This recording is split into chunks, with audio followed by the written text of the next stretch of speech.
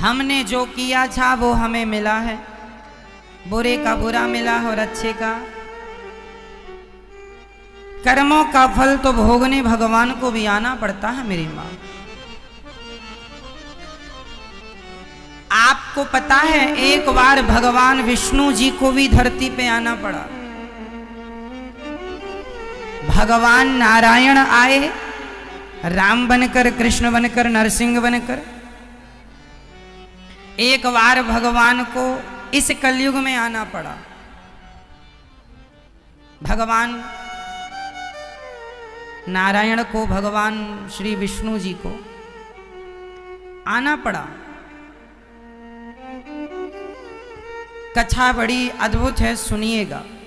इस कलयुग की घटना बोल रहा हूं मैं। इस कलयुग में भी भगवान का एक अवतार हुआ और वो अवतार आज भी है, आप देख सकते हैं। कौन है वो? आइए कथा सुनते हैं। ये उन दिनों की बात है जब द्वापर युग जा रहा था। द्वापर युग जा रहा था, कलयुग आ रहा था। इस कलयुग में पहली पूजा हम किसकी करें, कलयुग के लोग ये डिसाइड नहीं कर पा रहे थे कि पहली पूजा हम ब्रह्मा जी की करें कि शिव जी की करें कि भगवान नारायण की करें। ब्रह्मा की करें, विष्णु की करें, शिव की करें, पहली पूजा किसकी करें।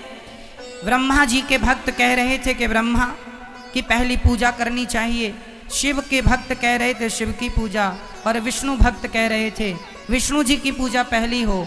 अब ये कौन कंफर्म करे कि पहली पूजा हम किसकी करें। एक यज्ञ हुआ इस पृथ्वी पर। उस यज्ञ में ये निर्णय नहीं हो पा रहा था कि इस यज्ञ में किसकी पूजा पहले की जाए।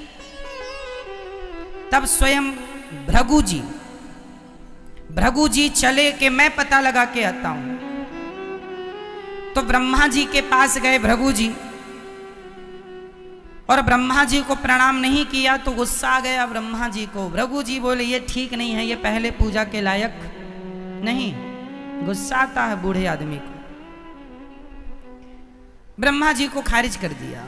शिव जी के पास गए, शिव जी गले लगाने दौड़े तो भृगु जी ने शिव जी को गले नहीं लगाया। शिव जी को भी क्रोध आ गया।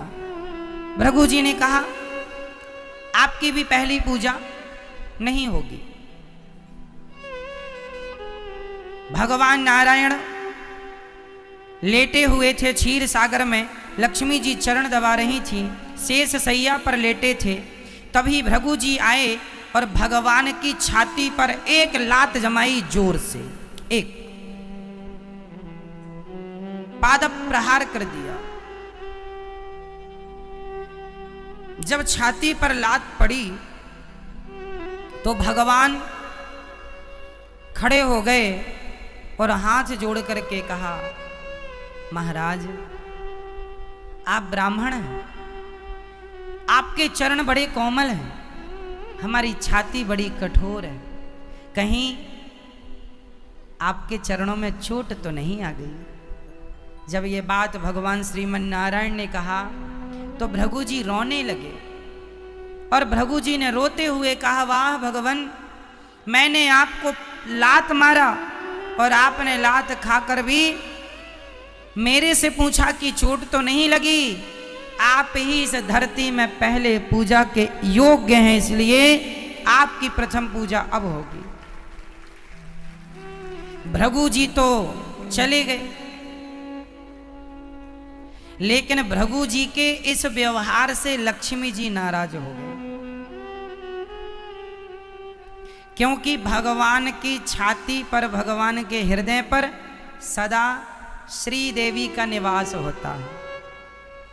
इसलिए भगवान का एक नाम है श्रीनिवास। भगवान का एक नाम है श्रीनिवास, क्योंकि भगवान के वक्षस्थल पर, हृदय पर लक्ष्मी जी विराजती हैं। और आज लात मारी छाती पर तो वो लात नारायण को नहीं, वो लात लक्ष्मी को लगी, क्योंकि छाती पर तो वो बैठती हैं। तो लक्ष्मी जी गुस्सा हो गई। जाओ। उसने आपको लात मारा और आप हाथ विनती जोड़ते रहे। अरे हम नारियों का कोई सम्मान नहीं होता क्या? कोई भी लात मार के चला जाए, आप बने रहो भगवान। लेकिन ब्राह्मण देवता ने जितना अपमान मेरा किया है, आपने भी उतना अपमान मेरा किया। यदि लात ही खाना था तो मुझे छाती पे क्यों बिठाया? लक्ष्मी जी बहुत नाराज हुई भगवान नारायण से, और लक्ष्मी जी रूठ करके तिरुमलाई आ गई। पृथ्वी लोक में लक्ष्मी जी बैकुंठ से रूठ कर कहां आ गई? तिरुमलाई। अभी हम बताएंगे कि तिरुमलाई क्या है। तिरुमलाई में आ गई माता भगवती रूठ के। यहां तक तो हुआ कि लक्ष्मी जी आ गई। अब भगवान बैकुंठ में अकेले, अब भगवान का मन ही ना लगे लक्ष्मी के बिना। तब भगवान लक्ष्मी को मनाने के लिए इस धरती पे आए श्रीनिवास बनके। इस धरती पे वो प्रकट हो गए छोटे से बच्चे के रूप में, और एक सरोवर के किनारे भगवान रहने लग गए।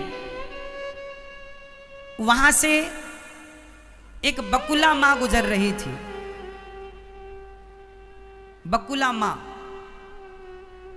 तो बकुला मां ने की नजर पड़ी कि ये तो छोटा सा कोई बच्चा है। तो श्रीनिवास जी को बकुला मां ने पकड़कर उनका लालन पालन किया, खूब पाला पोसा, खूब सेवा की। जब श्रीनिवास, ये बकुला मां कौन है अभी हम सब बताएंगे स्पष्ट।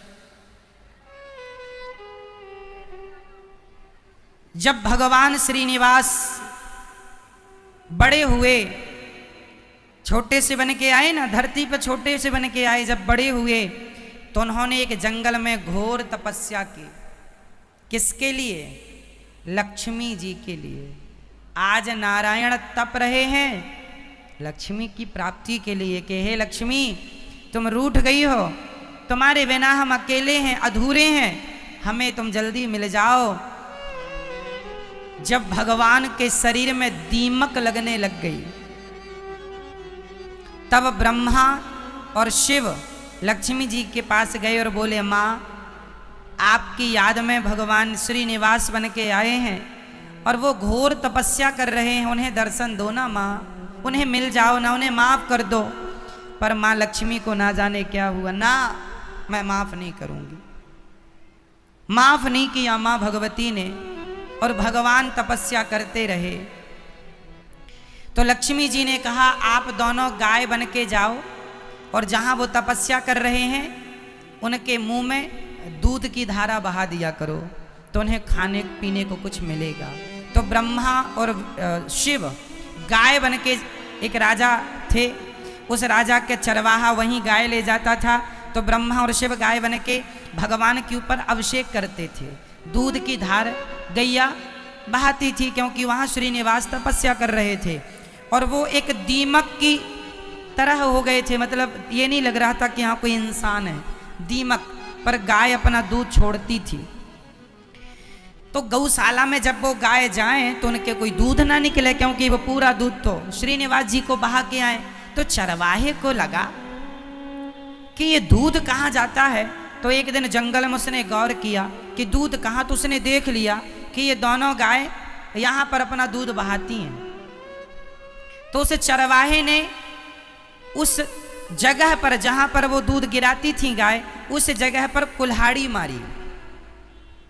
तो भगवान श्रीनिवास के सिर पे कुल्हाड़ी लगी, और भगवान की जो लंबी लंबी जटाएं हो चुकी थीं, उस कुल्हाड़ी से भगवान का कि वो सारी जटाएं कट गईं। जटाएं कुल्हाड़ी से कट गईं। जब जटाएं कटी तो भगवान की तपस्या भंग हो गई। भगवान ने वो चरवाहा दौड़ा दौड़ा राजा के पास गया, राजा को लेके आया, राजा चरणों में गिरे, महाराज अपराध हो गया, आप कौन हैं? भगवान ने कहा मैं श्रीनिवास हूं। अच्छा महाराज अपराध क्षमा हो गए, करो कृपा करो। भगवान दयालु, कोई बात नहीं, तुमने अपराध किया कोई बात नहीं। छोटा मोटा दंड देके भगवान ने वो अपनी मां के पास आ गए। भगवान ने ये कह दिया था कि राजन अब तुम मरने वाले हो, अगला जन्म तुम्हारा होगा तो तुम्हारी बेटी होगी पद्मावती, उस पद्मावती का विवाह तुम मुझसे करना। ये कह के भगवान उसे चले आए अपनी मां के पास। जो भगवान श्रीनिवास जी की मां, माता बकुला मां, ये बकुला मां बड़ा प्यार करती। कुछ दिन के बाद वो राजा मरा और राजा के यहाँ फिर बेटा जो हुआ वो उस जन्म में वो राजा आया, उसका विवाह हुआ, उसकी एक बेटी हुई, नाम पड़ा पद्मावती। एक दिन पद्मावती जब बड़ी सुंदर हो गई, सयानी हो गई, बड़ी हो गई, विवाह के योग्य हो गई, तो एक दिन वो खड़ी थी और एक हाथी आ रहा था और वो हाथी सबको मारता रौंदता आ रहा था, पर पद्मावती खड़ी और वो हाथी पद्मावती की ओर आया और वो आके पद्मावती को पकड़ना चाहा। तब तक श्रीनिवास आ गए और श्रीनिवास ने हाथी को उठाकर जो पटका, और भगवान के रूप रंग को देखकर, क्योंकि श्रीनिवास उस समय मनुष्य के रूप में थे, तो पद्मावती ने जब श्रीनिवास जी को देखा तो वो उन पर मोहित हो गई। और जब मोहित हुई तो उसने रोका, क्योंकि उनके पिता ने बता दिया था कि तुम्हारा विवाह भगवान विष्णु से होने वाला है, क्योंकि वो श्रीनिवास तो साक्षात विष्णु हैं। अच्छा, इसने कभी देखा नहीं था पद्मावती जी ने कि वो कैसे हैं, पर इस आदमी पर उनका मन लट्टू हो गया और अंदर अंदर ये कहने लगी कि ये तो बहुत सुंदर है और ये तो मेरे मन को लुभा रहा है। तब श्रीनिवास ने भी पद्मावती को देखा और पद्मावती ने भी देखा, और देखकर दोनों अपने अपने रास्ते आए। श्रीनिवास उदास बैठ गए तो माँ बकुला माँ ने कहा, बेटा आज उदास क्यों हो? माँ तुम्हारे लिए बहू देखी है, पर वो एक राजा की बेटी है, हम तो ठहरे जंगल के, क्योंकि उस समय भगवान जंगल में कुटिया में रहते थे। तो बकुला माँ ने कहा मैं अभी राजा से बात करती हूँ। ये जो बकुला माँ है ये द्वापर की यशोदा मैया है। यशोदा मैया कैसे? क्योंकि यशोदा मैया ने भगवान श्री कृष्ण से 11.5 साल की उम्र में दूर हो चुकी थी। रुक्मणी जी से विवाह हुआ भगवान का, सत्यभामा से, कालिंदी से 16,108 विवाह हुए भगवान के, लेकिन एक भी विवाह में माता यशोदा सम्मिलित ना हो पाई। तो जब अंतिम में भगवान मिले ना, तो यशोदा मैया से पूछा था भगवान ने, माँ तुम्हारी क्या इच्छा है? तो यशोदा मैया ने कहा, कन्हैया तुझे बचपन का, तुझे दूध पिलाने का सुख तो मुझे मिला है, तुझे खिलाने का, तुझे रोता हुआ देखा है, हंसता हुआ देखा है, दौड़ता हुआ देखा है, तेरी हर रूप रंग को मैंने देखा है, पर मैंने तेरी शादी होते हुए नहीं देखी। कन्हैया तेरी माँ की इच्छा है कि मैं तेरी शादी होते हुए देखूं। तो जो मैया, भगवान ने कहा मैं कलयुग में अवतार लूंगा, तब मैं आपका बेटा फिर से बनूंगा और तब मेरी शादी आप ही कराओगी। तो वही यशोदा मैया, वृंदावन की यशोदा, आज दक्षिण भारत में तिरुमलाई में एक जंगल में वो माँ यशोदा आज बकुला माँ बन के आई हैं। तो ये जो माँ है, ये माँ गई यशोदा मैया, जो भगवान श्री निवास की माँ है, ये राजा से बोली कि आपकी बेटी जो है पद्मावती, वो मेरे बेटे को पसंद आई है। तो राजा बोले, देवी मेरी बेटी का विवाह तो विष्णु से होने वाला है। तो माँ ने कहा, मेरा बेटा विष्णु ही है। अब राजा तैयारी, ठीक है तैयारी करो। अब यहाँ तो राजा थे, तैयारी चालू, पर जो भगवान श्रीनिवास थे उनके पास तो कोई शादी विवाह, अब राजा की बेटी से विवाह कर रहे हैं तो देखो थोड़ा तो खर्चा लड़का पक्ष का भी होगा, इनके पास कोई पैसा था नहीं। तब भगवान श्रीनिवास जी ने कुबेर को बुलाया और कुबेर से कहा कि तुम हमें कुछ पैसा उधार दो। कुबेर ने कहा प्रभु हम दे तो दें, लेकिन आप चुकाओगे कैसे? क्योंकि आपकी रिटर्न फाइल तो इस समय कमजोर चल रही है, लक्ष्मी जी आपसे नाराज चल रही है ना, आपकी तो लक्ष्मी ही सब है, वो भी लक्ष्मी जी आजकल आपके पास नहीं है। तो बैंक भी लोन तब ही देती है जब आपके पास कुछ माल हो, फोकट आदमी को तो कोई बैंक लोन करती नहीं है। तो कुबेर जी बोले हम कैसे लोन सैंक्शन कर दें? भगवान बोले नहीं नहीं, हम आपका पैसा चुकाएंगे। तो कुबेर से भगवान ने पैसा लिया उधार, किसके लिए लिया? शादी के लिए। अच्छा, अब सुनते चलना, ये कथा आखिरी में जाके मैं बोलूंगा कि वो कौन है, समझते चलिएगा। जो श्रीनिवास, अब कुबेर ने धन दिया तो इन्होंने खूब धन से खूब शादी विवाह की तैयारी की और इनका विवाह हो गया पद्मावती से। अब श्रीनिवास और पद्मावती दोनों एक साथ रहने लगे महलों में। भगवान ने भी कुबेर से पैसे लिए, महल वहल बनवाए और खूब आनंद से रहने लगे अपनी गृहस्थी में। कुछ दिनों के बाद जब इनकी गृहस्थी को काफी साल हो गए, भगवान श्रीनिवास पद्मावती के संग खुशी से हैं, तभी भगवान के कानों में दरवाजे की खटखटाहट आई। कोई दरवाजे पर खड़ा है। भगवान गए और भगवान ने जब देखा तो वो माता लक्ष्मी थी। माता लक्ष्मी रो रही थी। भगवान श्रीनिवास से कह रही थी ये क्या, आप तो मुझे मनाने आए थे, मेरे लिए श्रीनिवास का अवतार लिया था, मेरे लिए तपस्या की, और आपने तो दूसरा ही विवाह रचा लिया। मैं आपकी पत्नी हूं, मैं आपकी अर्धांगिनी हूं, आपने मेरे लिए तपस्या की थी और आपने तो यहां दूसरा ही विवाह कर लिया। लक्ष्मी जी नाराज हो रही थी। जल्दी से मेरे संग अब बैकुंठ चलिए, मैं आपको लेने आई हूं। लक्ष्मी जी बैकुंठ ले जाने के लिए कह रही थी कि पद्मावती आ गई, और पद्मावती बोली नहीं देवी, ये मेरे स्वामी हैं, मेरे पति हैं, इन्हें आप लेकर नहीं जा सकती। लक्ष्मी जी ने श्रीनिवास से कहा, कहो श्रीनिवास, ये कौन है पद्मावती? तब भगवान श्री विष्णु जी ने कहा, देवी ये त्रेता युग की मेरी पत्नी है। त्रेता युग की?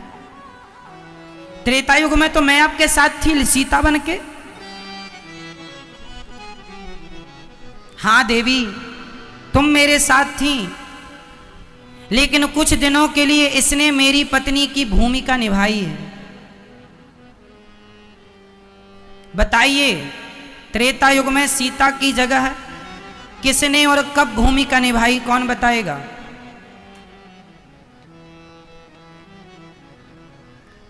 कब निभाई? त्रेता युग में सीता की भूमिका एक दूसरी स्त्री ने निभाई थी। ये कब की बात है? आप बताओ, फिर हम बताएंगे। ये तब की बात है जब रावण ने माता सीता का हरण किया। तो आपको बताऊं, रावण ने जिस सीता का हरण किया था वो वेदवती नाम की महिला सीता बनी थी, और जो असली सीता थी वो अग्नि में प्रवेश कर चुकी थी। ये बात रामचरितमानस में लिखी है।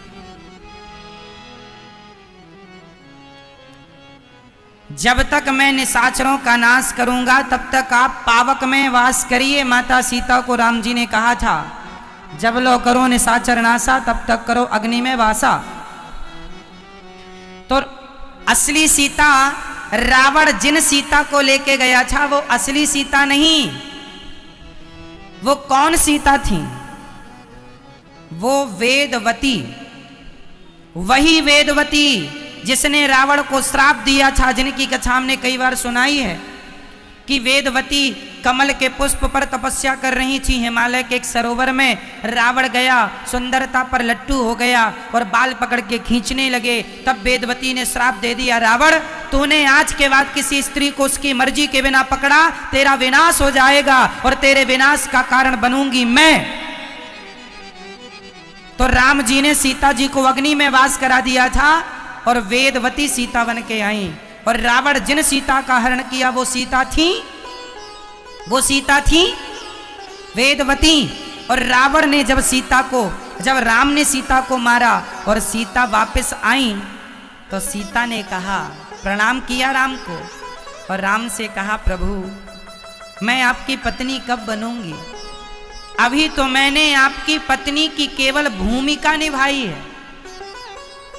अभी तो मैंने आपकी पत्नी की केवल भूमिका निभाई है। अब बताओ कि मुझ वेदवती को आप कब अपनी पत्नी बनाओगे? राम बोले, इस जन्म में नहीं, इस जन्म में तो मेरी पत्नी सीता ही रहेगी। मैं कलयुग में आऊंगा श्रीनिवास बन के, तुम पद्मावती बन के आना।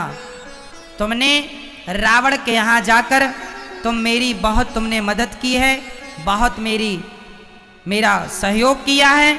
मैं तुम्हारा ऋणी हूँ और मैं इस ऋण को चुकाने के लिए तुम्हारी इच्छा जरूर पूरी करूंगा। मैं तुम्हारा पति बनूंगा कलयुग में। तो माता लक्ष्मी को भगवान श्रीनिवास ने कहा कि ये जो पद्मावती है इसको मैंने त्रेता में वचन दिया था तो निभाने तो आना था। तो ये पद्मावती है और पद्मावती को भला मैं कैसे छोड़ सकता हूँ, उसके एहसान को कैसे भूल सकता हूँ? लक्ष्मी सीता बनी थी ना। अब माता लक्ष्मी कुछ समझती, तब तक पद्मावती आ गई, बोली नहीं ये कहीं नहीं जाएंगे। लक्ष्मी जी बोली जाएंगे। जब दोनों आपस में कहने लगी, एक कहने लगी जाएंगे, एक कहने लगी नहीं जाएंगे, तो दोनों को झगड़ा करते देख भगवान उनको देख पत्थर के हो गए। भगवान उन्हें झगड़ता देख दोनों को क्या हो गए? पत्थर के। और आज उन्हीं को तिरुपति बालाजी के नाम से जाना जाता है। बोलिए तिरुपति बालाजी की। वही है वेंकटेश, वही है तिरुपति। तिरुमलाई पर्वत पर ही आज मंदिर है। तिरुमलाई पर्वत पर तिरुपति बालाजी। अब वहां पर आज भी स्त्री और पुरुष अपना मुंडन कराते हैं, बाल देते हैं ना तिरुपति बालाजी में। कारण है कि उसने चरवाहे ने कुल्हाड़ी मारी तो भगवान की जटा कट गई, इसलिए वहां जटा देते हैं। ये जटाएं हैं ना, तो वहां जटाएं दान करने की महिमा है। दूसरा, कुबेर से भगवान ने पैसा लिया था। आज भी कहते हैं तिरुपति बालाजी को जितना भी चढ़ावा चढ़ता है, उस चढ़ावे से तिरुपति बालाजी कुबेर को पैसा दे रहे हैं कि कलयुग में जो भक्त हमें चढ़ावा देंगे उससे हम कुबेर जी आपका पैसा चुकाएंगे। तो आज भी इस धरती के सबसे कर्जीले भगवान कोई हैं तो तिरुपति बालाजी। उनके सिर पे कर्जा है कुबेर का। उनके वहां फिर वो दोनों श्री निवास तो बन गए तिरुपति, और लक्ष्मी जी बन गई, वो भी वहां पत्थर की हो गई, वो भी एक मूर्ति विग्रह में परिणत हो गई। और वहां पर पद्मावती भी मूर्ति के रूप में परिणत हो गई। और वहां पर हमारी श्री किशोरी जू भी पहुंची हैं लीला। हमारी श्री किशोरी जू मतलब श्री राधा रानी, श्री देवी, भूदेवी और लीला देवी, इन तीनों के पति हैं, इसलिए उनका नाम है त्रिपति। उनका असली नाम है त्रिपति, तीन के पति। तो तिरुपति जी बाद में नाम पड़ा त्रिपति से तिरुपति।